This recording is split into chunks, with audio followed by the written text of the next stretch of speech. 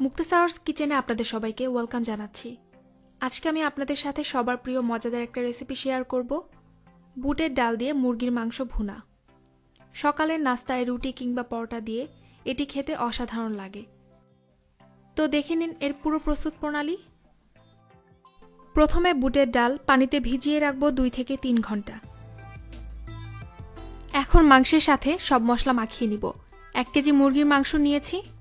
মাংসের মধ্যে দিয়ে দিচ্ছি 1 টেবিল চামচ হলুদের গুঁড়ো, 1 টেবিল চামচ মরিচের গুঁড়ো, জিরার গুঁড়ো লাগবে মোট 1 টেবিল চামচ, কিন্তু এখন 2 চা চামচ দিচ্ছি।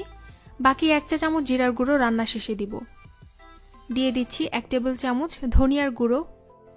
ডাল লবণ দিয়ে সিদ্ধ করেছি, তাই মাংসের পরিমাণে লবণ দিচ্ছি।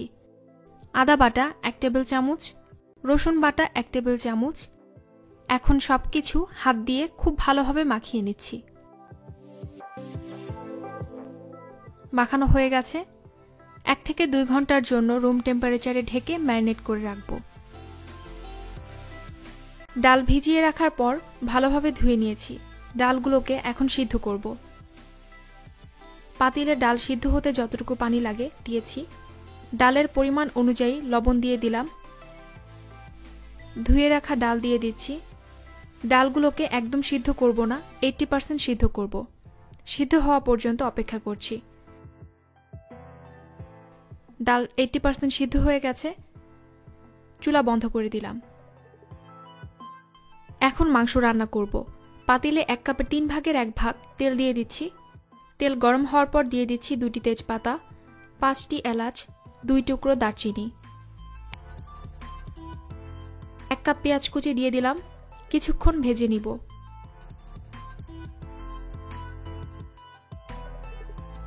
পেঁয়াজ হালকা ভাজার পর ম্যারিনেট করা মাংস দিয়ে দিচ্ছি। মিক্স করে নিচ্ছি। এখন কোনো পানি দিচ্ছি না, কারণ মাংস থেকেই পানি বের হবে। ঢাকনা দিয়ে ঢেকে মিডিয়াম হিটে মাংস কষিয়ে নিব 15 মিনিট। 5 মিনিট পর পর ঢাকনা খুলে নেড়ে দিচ্ছি।